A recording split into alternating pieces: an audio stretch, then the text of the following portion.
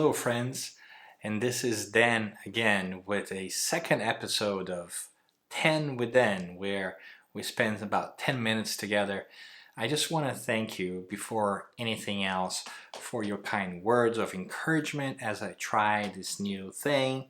I'm really appreciative that you would take the time to listen and see, and especially to make a comment and wish me well and good luck in this new effort. So thank you for this. This second episode that we're trying out today, I want to call it Calm Your Storm. For a couple of weeks now, I've been thinking about this. We have all been exposed to this incredible storm of things that's taking place out there. Of course, there is the coronavirus and the quarantines in different places and all kinds of things happening in the outside world that are very troubling. And we all have been taken by these changes in different ways. And they have really hit home for many of us. So the storm outside has also created a storm inside where we have fear, anxiety, doubt. We are really questioning things. We don't know what's going to happen. When is it going to happen? To whom is it going to happen? It's been very chaotic, and it's just a confusion of things. We are really in the middle of this great big storm of things, which the world really has very little to compare to in the more modern times. So when I think about all this, I think about this wonderful little story that we find in the Gospel, in the New Testament, both in Matthew chapter 8 and Mark chapter 4.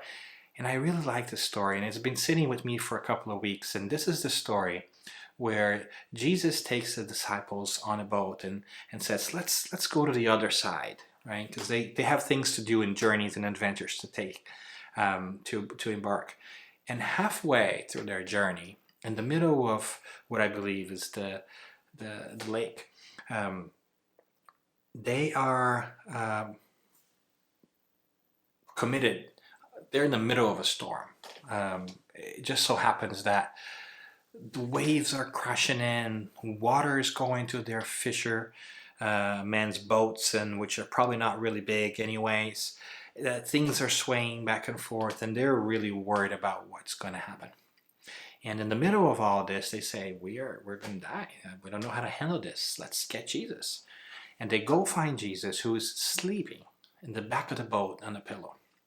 And they awaken Jesus and say, hey, Jesus, we're going to perish. We're going to die. And Jesus then says, why all this fear? He rises up and says, why do you have so little faith? And then the story goes that he tells the wind and the seas to be peaceful, to be calm, and everything settles. And then they proceed. And later on, the disciples talk among themselves and wonder, how could that have happened? Who is this man that can tell the wind and the sea to be quiet and peaceful, and that nature obeys his command? And I think that's a wonderful story because it can be very symbolic for us as well. First of all, who can possibly sleep in the middle of all the storm? So what's really happening there? And I think it's a fascinating thing, because we begin to understand that you can only sleep if you are peace and tranquil yourselves. And so it's really interesting for us to see that there's two storms going on here. There are the storms that are going on in the mind and experience of all the disciples in the boat who are really worried about their lives and what's happening in that boat.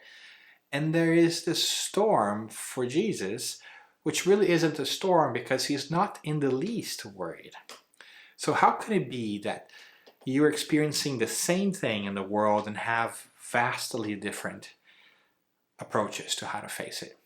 And I think that's a really interesting lesson for us, because part of our opportunity for this moment may be to awaken, just like the disciples did, the Christ in us. What does that mean?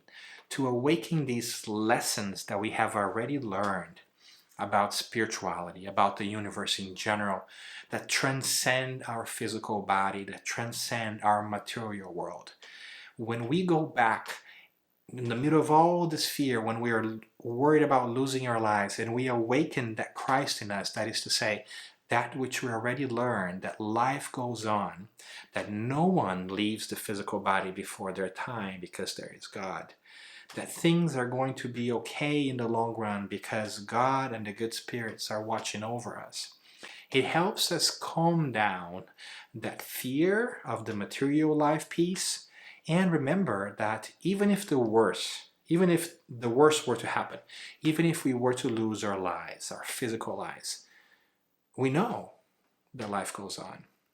So yes, it would be tragic and painful, but it wouldn't be the end of us, and it wouldn't be the end of anybody else around us. So we could tone down this fear a little bit as we dig deep to awaken that knowledge that we have been studying and put into practice. We know all these things. We have read and studied and talked about it for a while. Now it's time for us to exercise them, because we can't cross the ocean, the Sea of Galilee, our lives, without getting in a boat and going through it. We can't just stay at the shore and never leave. We are here to cross things, to learn things. We were made for this. We were prepared for challenges. And we should recall that we are going to be able to overcome them. That is what Jesus, or spirituality in this story, I feel, is teaching us. It's teaching us how to cross the oceans. It's not that there won't be storms along the way, but it's about how do we deal with them. When we remind ourselves that we are more than that which we can touch, that we are immortal beings who have many lives before and we have many more to come, and that are always going to be loved by those around us, whether they are in this plane of life or in the next. The storm in the outside world and all that noise, the hustle and bustle and the fear dies down a bit. I think that's the lesson that Jesus comes to tell us, that spirituality comes to tell us. Go back and awaken in us those teachings that we know are there, that which is important. And by awakening that, we are reminded that through our learning, through our faith, which is reasoned and understands the world around us, we will be able to calm the storm within ourselves. So calm your storm. Go back to what matters. Go inside to that which you have learned, to that which you know is true, that there is a God, that things are going to be okay, and that those who love you, whether you are quarantined in your house or not, whether you are with them or not, they're still going to be there for you. So why not calm our storm? Why not then be at our best to be able to face this challenge that we know is an important one, that we know is going to help us become better as a society and as people in general, because it's forcing us to reevaluate things. So calm your storm, so that you can also guide your boat in the middle of all these convulsions and challenges to the right destination in the best possible way. Because it's no point in guiding your boat when you're frantic, where you're pulling your hair, it doesn't work well. Jesus and spirituality in general came to teach us exactly that it's possible for us to be in the middle of crazy seas and still be okay, peaceful enough to even rest. So calm your storm. Calm your storm. Remember that it is possible. And much the same way that the story tells us that it is possible, we will find a way to do so, because we already have that within us. We know that we've been prepared for this. If we are here, it's because we are capable of facing this challenge. God would never have placed us in a place where we are not able to succeed. So let's help each other. Let's be kind to each other. Let's calm our own storm, and in doing so, we may help others calm their storms, because each one of us have our own storms, and each one of us has to deal with that individual storm. The storm is not really on the outside. The storm is on the inside, and that we can control. What's on the outside, we cannot control, but we know that nobody's going to go before their time, that nothing is going to happen that was not planned in a way. but that we still have responsibility over our lives. So calm your storm, and may you have mercy and grace and peace in these coming weeks, and may you be well.